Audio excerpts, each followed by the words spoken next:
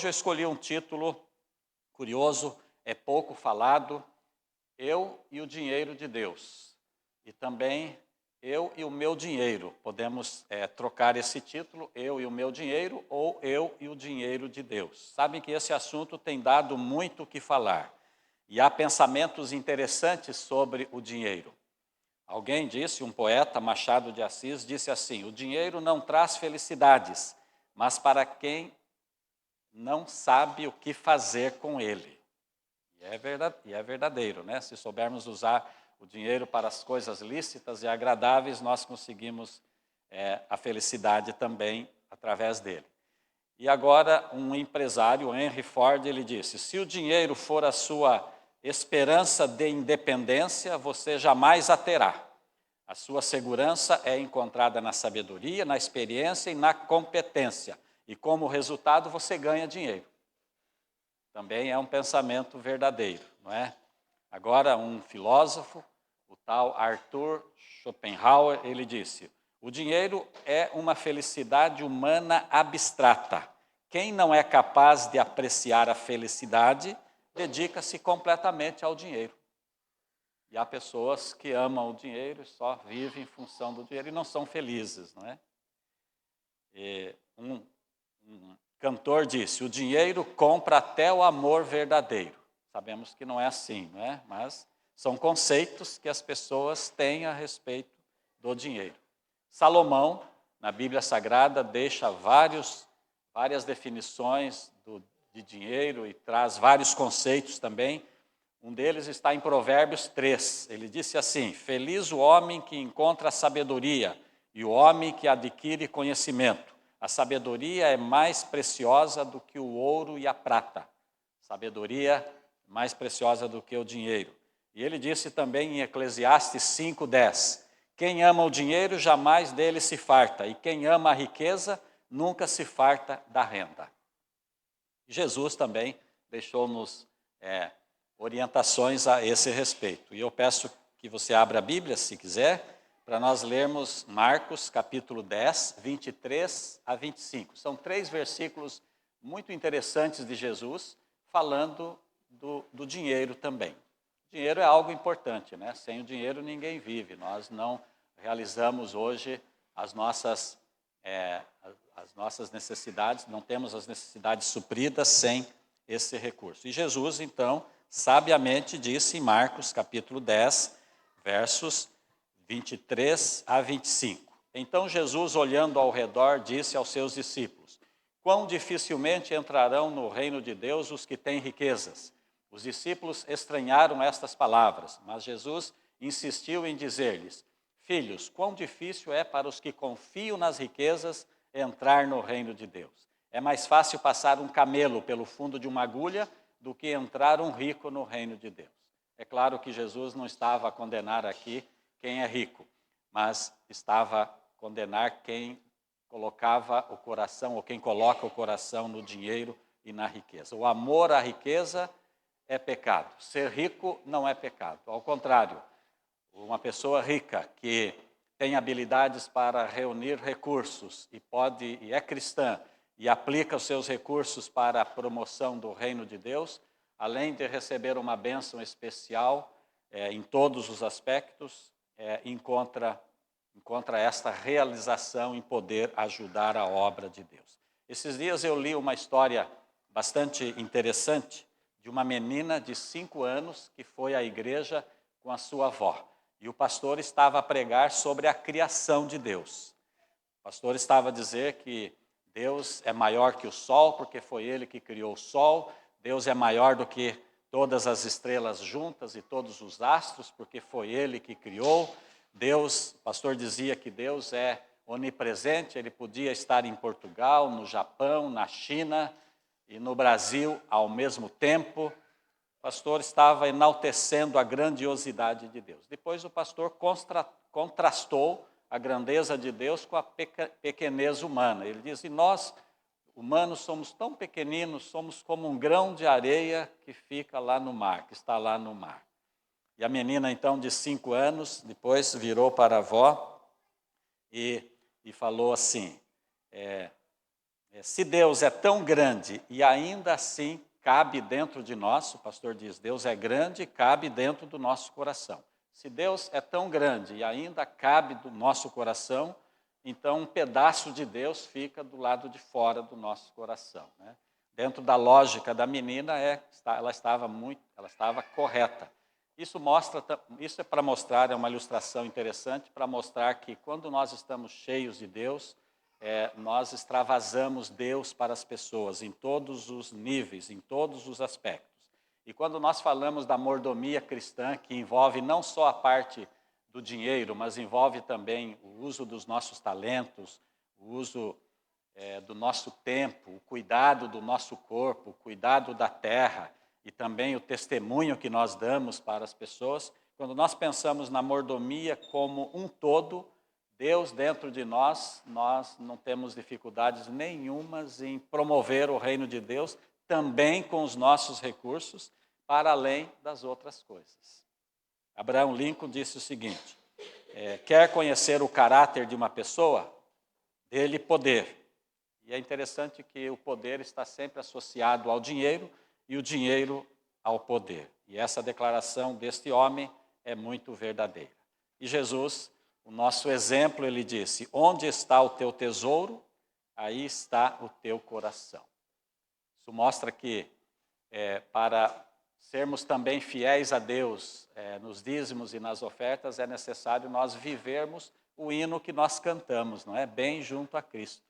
Se estamos juntos com Cristo aqui, se entendemos a salvação que recebemos dele, o que ele fez por nós, o que ele faz por nós, o que fará por nós ainda na nossa vida até Jesus voltar, e o que ele fará por nós na eternidade, a sua companhia, a sua presença e a vida eterna que ele nos dará, nós não teremos dificuldades em servi-lo no aspecto financeiro também. E nós temos ouvido tantas histórias negativas como positivas quando falamos de dinheiro relacionado a dízimos, a ofertas e no contexto da Bíblia Sagrada. Por exemplo, no aspecto negativo, pessoas, líderes religiosas, igrejas, confissões religiosas, por não entenderem a vontade de Deus expressa na Bíblia Sagrada relacionada ao dinheiro, levam para um extremo que a Bíblia não ensina. Por exemplo, alguns são enfáticos em dizerem, quanto mais dinheiro você der para Deus, mais abençoado você será. Esta é uma falsa teologia desenvolvida por aí, chamada de a teologia da prosperidade, que não é bíblica. Deus não é um objeto de barganha, Deus não é um objeto de troca, não é para eu vou dar 1.000 euros para a igreja, para pregar o evangelho, 10 mil euros para a igreja, e eu vou com isso receber uma casa, ou um terreno, ou ter o meu sonho realizado. Não é assim que Deus pede recursos. Então esse é um aspecto negativo que hoje tem manchado, tem maculado a teologia da bênção que Deus quer dar, a teologia das ofertas e dos dízimos. Um outro exemplo negativo também, que ouvimos, Deus não pede dinheiro, Deus não precisa de dinheiro. Outro argumento, o dinheiro é para sustentar pastores e eu não vou deixar dinheiro nenhum para a igreja. Outro argumento, no céu nós não vamos ter dinheiro, não vamos ter moeda para trocarmos as coisas, aqui também nós não precisamos. Não é?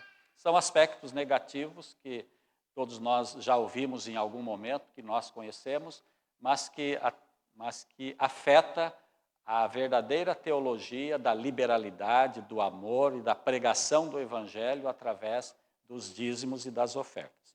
Mas no aspecto positivo, nós também vemos e ouvimos alguns testemunhos interessantes.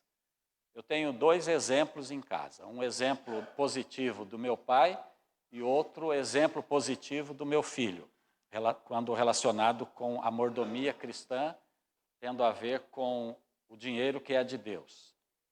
Interessante que o meu pai foi agricultor e eu cresci no ambiente da agricultura. Até os meus 17 anos eu trabalhava na lavoura, na na agricultura, depois eu fui para os nossos internatos e fui estudar. Mas até então eu estava lá e acompanhava tudo, né?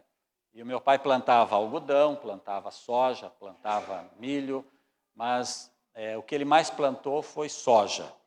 E a soja no Brasil é medida por sacos de 60 quilos em cada alqueire de terra. Um alqueire mede mais ou menos 24 mil metros quadrados e cada alqueire dava em torno, em média, 100 sacos.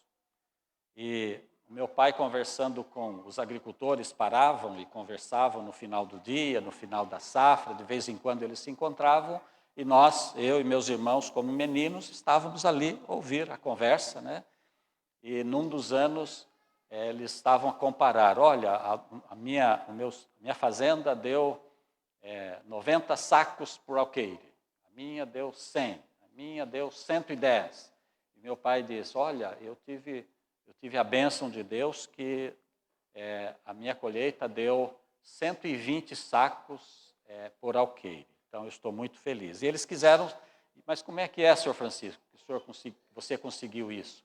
Como é que a sua agricultura deu mais que a nossa, a sua lavoura deu mais que a nossa? Aí ele contou, olha, eu frequento a igreja, eu devolvo os dízimos e dou ofertas também, e a Bíblia tem um texto que diz que quem é fiel, Deus abençoa de uma maneira especial, não só na parte financeira, mas também em outros aspectos. E ele mencionou, ele não soube dizer na hora, mas ele mencionou Malaquias capítulo 3, versos 10 a 12, que eu gostaria de ler aqui, relembrando esse texto tão interessante que Deus colocou, Deus deixou-nos na Bíblia Sagrada para orientar-nos no aspecto dos dízimos e das ofertas também. Malaquias 3, 10 a 12. Trazei todos os dízimos à casa do tesouro, para que haja mantimento na minha casa. E provai-me nisso, diz o Senhor dos Exércitos, se eu não vos abrir as janelas do céu e não derramar sobre vós bênçãos sem medida. Por vossa causa repreenderei o devorador, para que não vos consuma o fruto da terra, e vossa vide no campo não será estéril, diz o Senhor dos Exércitos. Todas as nações vos chamarão felizes, porque vós sereis uma terra deleitosa, diz o Senhor dos Exércitos. E os colegas do meu pai ficaram impressionados com a declaração e com esse testemunho. Esse é um testemunho positivo que eu posso contar que aconteceu no seio da minha família. E o outro aconteceu com meu filho. Meu filho terminou a faculdade de fisioterapia, a primeira faculdade que ele fez, e o Ministério da Educação e Cultura do Brasil promoveu um concurso para ver o conhecimento de várias universidades. E a universidade do meu filho também concorreu. E cada curso recebia um prêmio.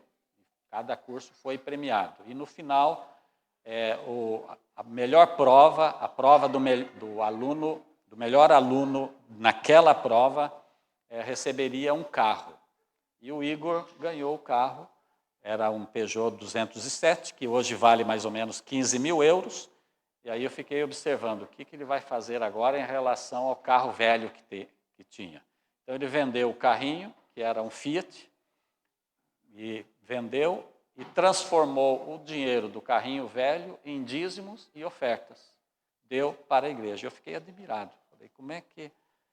E deu um pouco mais ainda. Eu falei, você não precisa dar a mais, basta dar o que é de Deus, que são os 10% de dízimos, e as ofertas são livres de acordo com a sua vontade. E ele falou, não, se eu ganhei, eu dei, estou bem. E curiosamente, ele utilizou aquele carro por vários anos para depois fazer a faculdade de teologia, para fazer o seu trabalho nas empresas, palestrante, coaching, que é hoje.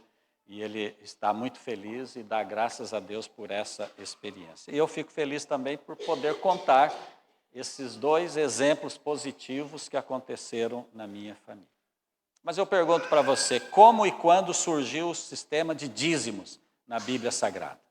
Porque é um assunto um pouco polêmico nos dias de hoje, não é? Quando um pastor fala de dinheiro, a ideia popular já vem pedindo dinheiro. E não é assim, porque eu, no meu ministério, passo 5 anos numa igreja, costumo falar 1 ou 2 vezes, no máximo, sobre esse assunto.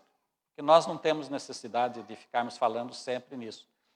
Porque nós já somos doutrinados, nós já quando recebemos estudos bíblicos, nós sabemos que Deus pede dízimos e pede ofertas. E nós, na Igreja Adventista, sétimo dia, nós não falamos todos os sábados nisso. Mas hoje é importante nós sabermos um pouquinho dessa teologia, ou relembrarmos, não é? Como é e quando surgiu o sistema de dízimos na Bíblia? Vocês se lembram? Foi com Melquisedeque e Abraão, mais ou menos 2000 anos depois da criação. O sábado surgiu na criação. O dízimo surgiu com Abraão e Melquisedeque, quase 2000 anos depois do pecado, depois da criação e do pecado. Ok? Então é diferente. Sábado do mandamento é eterno, está no Velho Testamento, é eterno. Novo Testamento também. E será guardado no céu. O dízimo teve o seu começo, terá um fim e não será necessário no céu. Então nós não comparamos dízimos com os mandamentos e especialmente com o sábado do Senhor. É bom nós entendermos isto. Então, o dízimo não foi instituído por homens, mas foi instituído por Deus. E como é que foi essa história? Depois que Abraão resolveu um assunto de guerra, que Ló tinha sido aprisionado por alguns reis ali da Mesopotâmia, e a sua família estava presa também, sobrinho de Ló, de Abraão, Ló.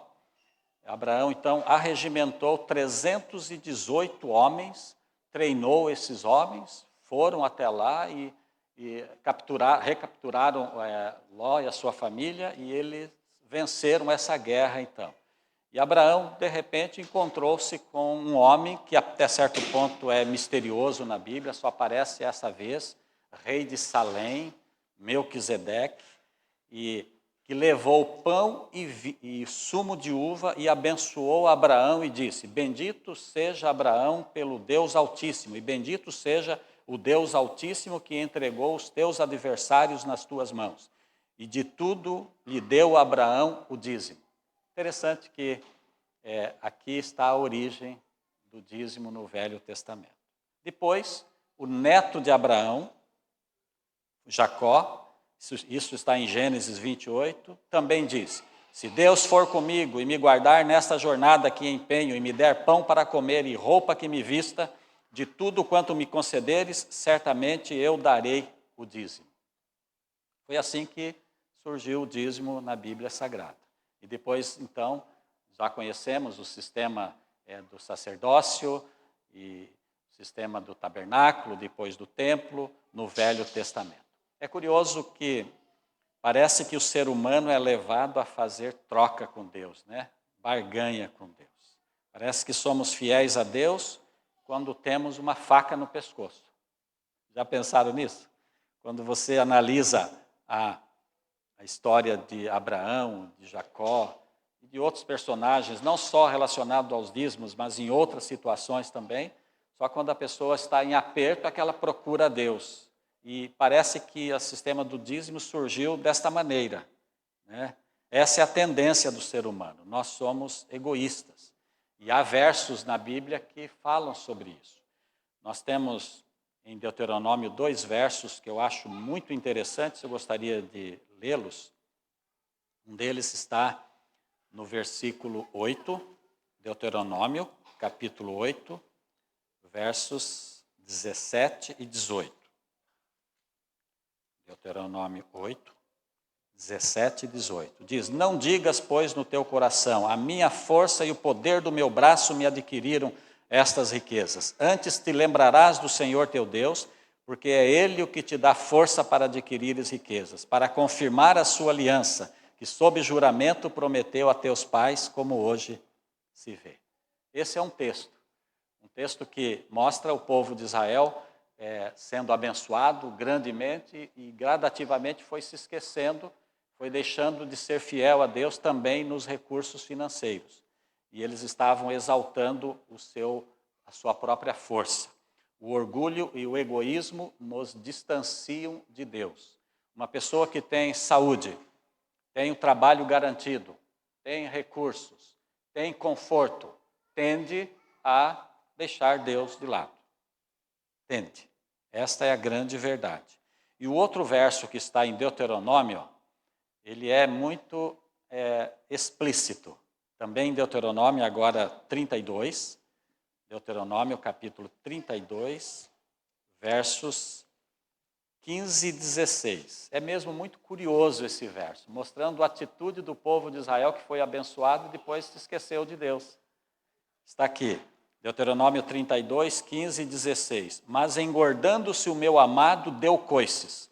Engordou-se, engrossou-se, ficou nédio e abandonou a Deus que o fez. Desprezou a rocha da sua salvação. Com deuses estranhos o provocaram a zelos, com abominação o irritaram. Foi o que aconteceu com o povo no passado. O povo foi abençoado, virou as costas para Deus. Uma descrição curiosa, né? Mas engordando-se o meu amado, deu coices. É a natureza humana quando despreza a Deus. Que Deus possa fazer-nos pensar nesta manhã também, possamos olhar para as bênçãos que Deus tem nos dado, para o percurso da nossa vida, desde quando conseguimos o nosso diploma espiritual, dia do nosso batismo, e desde quando conseguimos o nosso primeiro emprego, nosso primeiro trabalho, depois o percurso todo, com saúde, com bênçãos de Deus, com proteção dos anjos. Então, quando nós pensamos nisso, nós devemos lembrar também a respeito não só do uso dos nossos talentos, do cuidado do nosso corpo, do guardarmos os mandamentos, da nossa fidelidade a Deus em vários aspectos, em todos os outros aspectos, mas também na questão dos dízimos e das ofertas. Como o sistema de dízimos se desenvolveu no Velho Testamento? Interessante que a primeira consagração ao ministério aconteceu com Arão e seus filhos. E logo depois toda a tribo de Levi foi separada para o ministério. Enquanto as outras 11 tribos receberam terras, porções de terras, a tribo de Levi recebia provisões dessas 11 tribos para manterem o ministério. Não quer dizer que todos os filhos de Arão fossem sacerdotes, mas a família de Arão e a tribo de Levi foi consagrada para isso. E depois, lá em Deuteronômio capítulo 14, nós não vamos ler, apenas eu lanço conceitos gerais, depois vocês podem avançar também, fala do segundo dízimo. Deus instituiu o primeiro dízimo, 10%, que era para a manutenção do sacerdócio do Velho Testamento. Depois a Bíblia fala do segundo dízimo. O primeiro dízimo era um mandamento. Todos deviam devolver para Deus. Só que o segundo dízimo era voluntário. E o segundo dízimo era para a manutenção das 7 festas de Israel, que são os 7 feriados nacionais que eles tinham. Eram os sábados cerimoniais que a Bíblia fala. Estes sábados sim foram abolidos. E quando vem no plural, é em relação a estes sábados que foram abolidos. O sábado do mandamento continua em vigor, não é? Nós sabemos disso. E também a outra parte desse segundo dízimo era para a manutenção dos pobres, dos órfãos, das viúvas. Porque Deus tinha confiado ao povo de Israel bênçãos, saúde, terras, fronteiras alargadas, para poderem ajudar as nações vizinhas, idólatras, que não recebiam todas as bênçãos. E o povo de Israel usava esse dízimo, esse segundo dízimo para isso. Isso está em Patriarcas e Profetas 530. E como era o dízimo no Novo Testamento? Vamos falar um pouquinho agora no Novo Testamento, porque nós ouvimos muito, o dízimo surgiu lá com Melquisedeque, com Abraão, é coisa do Velho Testamento. No Novo Testamento, Jesus aboliu muitas coisas, inclusive uma delas foi o dízimo. Nós ouvimos esse argumento por aí, não é? No entanto, em Mateus 23, nós vemos Jesus reafirmando o dízimo. Jesus enviou várias advertências aos líderes espirituais, aos líderes religiosos daquela época. Jesus condenava a hipocrisia que levavam na vida deles, né, dos homens. E Jesus mostrou que eles defendiam uma religião exterior, mas desprezavam o amor ao próximo. Então, a liderança judaica, uma boa parte deles naquela época, valorizava a ovelhinha que caía num buraco porque era sábado, mas se um homem precisava ser curado no sábado, já era pecado, já tinha problemas. Então Jesus aproveitou para explicar essa situação quando alguém abordou a respeito da necessidade de dízimos e ofertas. E quando vamos ali em Mateus 23, 23, nós entendemos perfeitamente isso, que Jesus reafirmou o dízimo no Novo Testamento. Mateus 23, 23. Diz assim: ai de vós, escribas e fariseus, hipócritas, porque dais o dízimo da hortelã, do endro e do cominho, e tendes negligenciado os preceitos mais importantes da lei, a justiça, a misericórdia e a fé. Devíeis, porém, fazer estas coisas sem omitir aquelas. Então, Jesus estava a dizer para a liderança que deviam cuidar dos necessitados, do próximo, deviam demonstrar amor às pessoas, mas deviam também continuar devolvendo os dízimos e as ofertas. Depois, quando vamos em 1 aos Coríntios, capítulo 9, Paulo, de uma forma muito clara, ele diz: assim o Senhor também ordenou aos que proclamam o Evangelho que vivam do Evangelho. Paulo, quando começou o seu trabalho, ele fazia tendas para que não fosse pesado aos irmãos, e era correto. Isso estava no início, na implantação do sistema de dízimos e ofertas na igreja cristã primitiva. Depois houve um progresso e ele então pôde dizer à igreja de Corinto: assim o Senhor também ordenou aos que proclamam o Evangelho que vivam do Evangelho. Foi necessário um processo. Agora eu pergunto, quando teve início e quando terá fim nos dízimos e nas ofertas? O início nós já sabemos, né? Foi com Abraão e Melquisedeque. E quando terá o fim? Ou quando será o fim do sistema de dízimos e ofertas? Quando Jesus voltar, né? Pouco antes de Jesus voltar. Porque no céu nós não precisaremos de recursos de dinheiro. Se Deus é o dono da prata e do ouro, por que Ele pede-nos dízimos e ofertas? Ele necessita do nosso dinheiro? Sim ou não? Ele não necessita. Ele pode mover corações de pessoas muito ricas e essas pessoas ricas do mundo injetarem dinheiro na igreja para pregar o Evangelho. Ele pode fazer todas as coisas. Por que então Ele nos pede dízimos e ofertas? Quando vamos agora no livro Conselhos sobre Mordomia, a irmã Ellen White tem um texto que eu acho muito interessante. Ela diz assim: nenhum daqueles cujo caráter estiver maculado com a nódoa imunda do egoísmo poderá entrar no céu. Então Deus desenvolveu o sistema de dízimos para também provar a nossa fé, provar a nossa fidelidade e eliminar o egoísmo natural que há no nosso coração. Então, quando pensamos que o dízimo é de Deus e não é nosso, eu posso dizer: como é que eu estou a trabalhar com o dinheiro que é de Deus? Não é? É importante nós pensarmos isso. Então Deus quer nos provar através do sistema de dízimos para tirar de nós o egoísmo, orgulho, outras mazelas necessárias para estarmos no céu um dia. Deus quer o nosso caráter antes do dinheiro, por isso Deus nos confia bens e prova-nos através dos bens. E a Bíblia dá uma grande importância às ofertas também, não apenas aos dízimos, mas às ofertas também. Qual foi a primeira oferta que aparece na Bíblia? A oferta de Caim e de Abel, não é? Então a primeira oferta pedida na Bíblia foi Deus que pediu. Interessante que lá em Gênesis capítulo 4, 3 e 4, Caim levou os frutos da terra, porque ele era agricultor.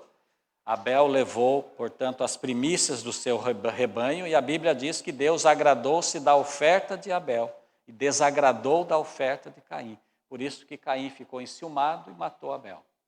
Esse é o contexto, né? Mas a primeira oferta foi ali que Deus pediu. Depois, pontualmente, Deus pedia ofertas. Vocês se lembram de Salomão, quando quis construir o templo, ele pediu para as pessoas levarem tudo que tinham, ouro, prata, todos os recursos, e Deus abençoou e aquele templo maravilhoso foi construído com as ofertas. Depois, no Novo Testamento, os apóstolos também recebiam ofertas. As pessoas eram tocadas pelo Espírito Santo, levavam dinheiro, recursos, depositavam nos pés dos apóstolos. Havia uma tesouraria rudimentar, uma tesouraria rústica, eu diria, com apontamentos simples, mas eram fiéis no uso dos recursos, e a igreja cristã cresceu de uma forma maravilhosa. A questão não é quanto do meu dinheiro eu dou a Deus, mas quanto do dinheiro de Deus fica para mim. Essa é uma questão forte. Essa é uma questão da mordomia do dinheiro. Sabem que a apostasia do povo de Israel do passado foi gradual. Primeiro começaram a não irem no templo no dia de sábado. Depois começaram a transgredir o sábado. A idolatria também veio junto. Depois, alguns cometiam adultério e prostituição. Depois, desprezo aos pobres, às viúvas e os órfãos. Depois, o povo deixou de devolver os dízimos também, de sustentar o ministério. Aí houve um momento que o templo teve que fechar, não tinha mais recursos, eles pararam, porque houve a apostasia, não é?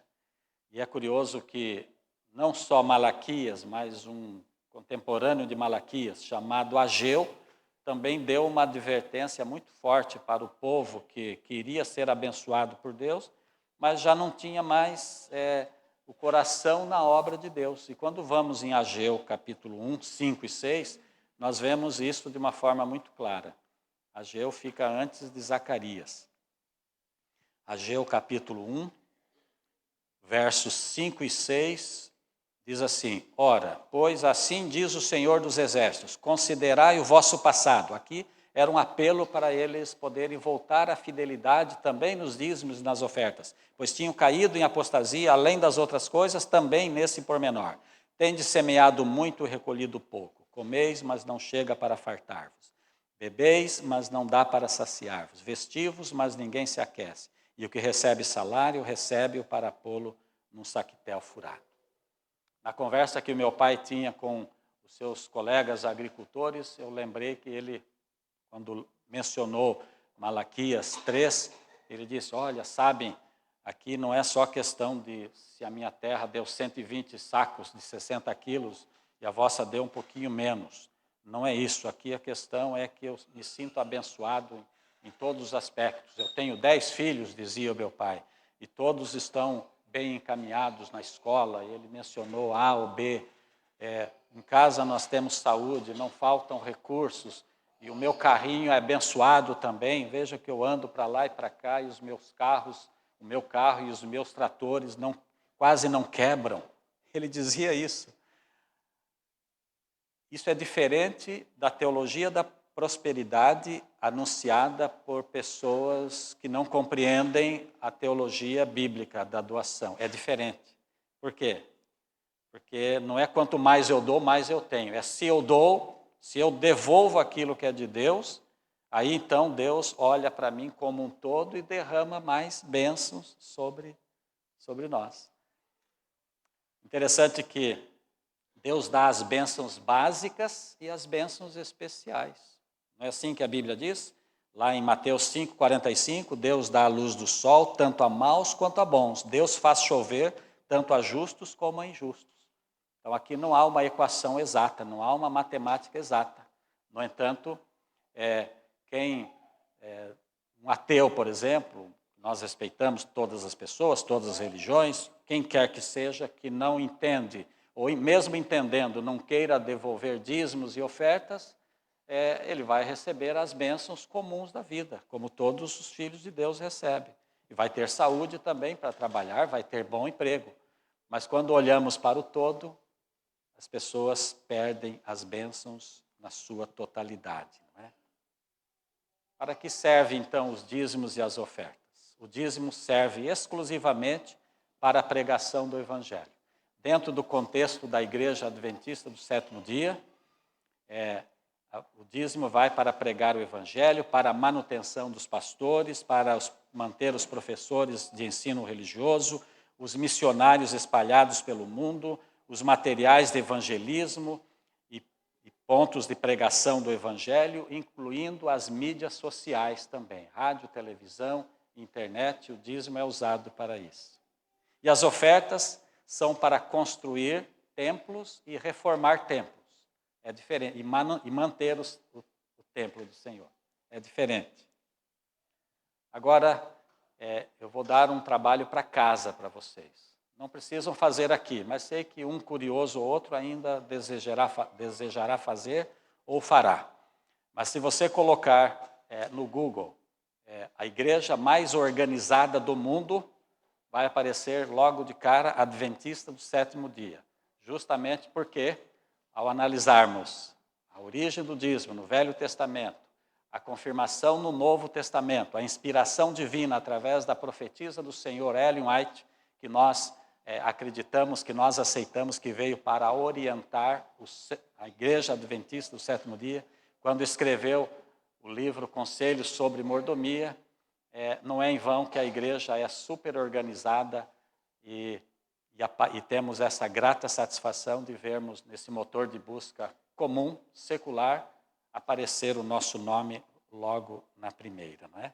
Portanto, a nossa motivação ao devolver os dízimos e as ofertas não é para conseguirmos bênçãos materiais, mas para expressarmos gratidão ao nosso Deus por tudo que Ele nos dá. Assim como nós não guardamos os mandamentos para sermos salvos, também não devolvemos dízimos e ofertas para recebermos bênçãos. Porque fomos salvos, guardamos os mandamentos. Porque recebemos tantas bênçãos do Senhor, nós também, com a ajuda de Deus, vencemos o egoísmo e devolvemos aquilo que é de Deus. Conselhos sobre mordomia, página 80, diz: essa questão de dar não é deixada ao impulso. Deus especificou os dízimos e ofertas como sendo a medida da nossa obrigação. A Ele deseja que demos regular e sistematicamente.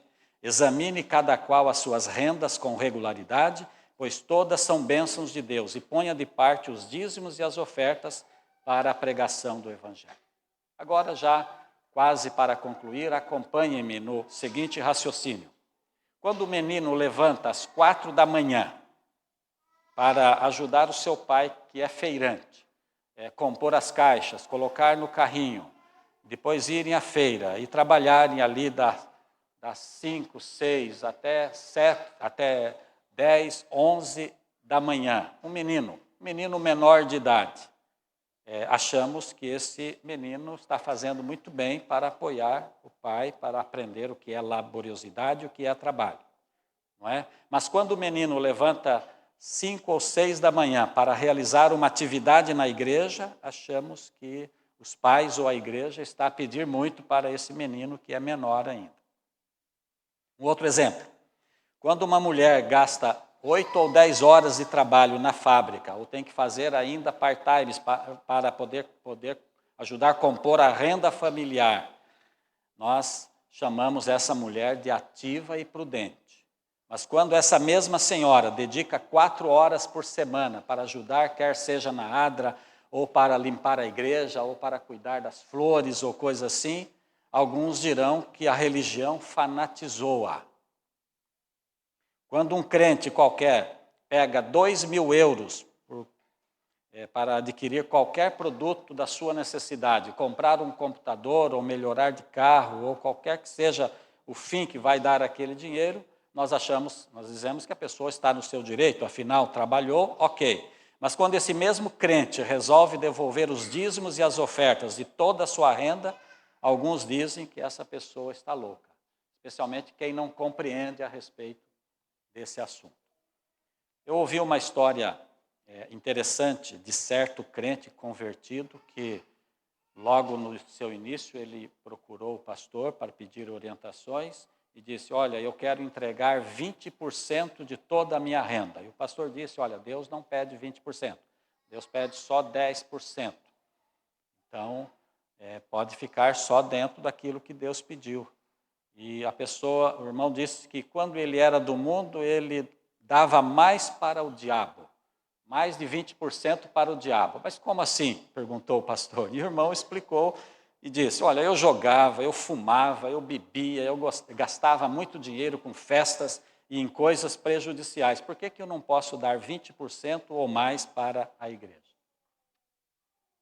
Fica aqui a filosofia da coisa, né? O princípio. É importante nós pensarmos nisso. Conta-se que um senhor muito rico estava no cais do porto, de um porto qualquer, a aguardar a partida de um navio transatlântico. E esse homem muito rico, de repente, foi abordado por um amigo seu. E o amigo perguntou-lhe, olha, você está muito feliz, eu vejo que você está sorridente aqui, veio despedir-se de alguém nessa viagem? E o senhor respondeu que estava feliz porque tinha financiado 1/3 da carga daquele navio, em remédios e outros produtos, e também em bíblias e em folhetos que estavam sendo enviados para a China. E o senhor, rico, perguntou para o seu amigo, e você, o que está a fazer aqui?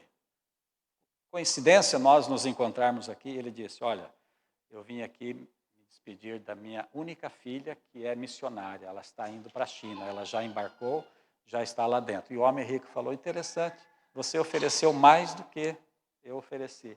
Você ofereceu a sua única filha para ir como missionária, e eu estou só mandando os meus recursos e eu tenho toda a minha família comigo aqui. Isso lembra-nos uma coisa muito importante que aconteceu, não é? Deus enviou seu único filho e veio e morreu para nos salvar. E nós nos encontramos aqui nesta jornada ainda, nesse caminhar. Nossa vida é passageira. Deus quer a nossa fidelidade em todos os aspectos, e também nos dízimos e nas ofertas. E Jesus contou a história de um mordomo ou de um administrador infiel. Está lá em Lucas 16. Jesus disse que um homem rico tinha um administrador e o administrador estava a desviar dinheiro para si, estava a atrair a confiança do homem rico. E o dono chamou o mordomo, descobriu e o despediu. E o mordomo disse que trabalhar no outro ofício ele não podia e também tinha vergonha de pedir. Então, o administrador que já estava demitido teve uma ideia. Vou aproveitar ainda que eu tenho alguma influência sobre os credores do meu senhor e vou lá perdoar a dívida deles, ou diminuir a dívida. Assim eu fico com crédito e caio na graça dos meus credores. E Jesus disse que da riqueza iníqua aquele administrador tinha feito amigos. Jesus disse, se não vos tornastes fiéis nas coisas materiais desse mundo, quem vos confiará a verdadeira riqueza? O apelo de Jesus é para nós sermos fiéis. Não precisamos falar mais nada sobre os dízimos e as ofertas. É um assunto que, conforme eu disse, falo pouco, mas nesta mensagem eu resolvi mencionar. Deus, então, assim como vamos no mercado, temos que pagar. Assim, quando vamos fazer uma viagem, temos que pagar. Assim, quando consertamos o carro, temos que pagar. E há despesas para tudo. A igreja de Deus, a missão de Deus também é financiada através dos recursos. E Deus deixou-nos como seus mordomos para sermos fiéis, para continuarmos fiéis, para podermos promover o reino de Deus, apressando a sua volta, levando a mensagem a muita gente que precisa ser salva. Que Deus continue nos abençoando hoje e sempre. Amém.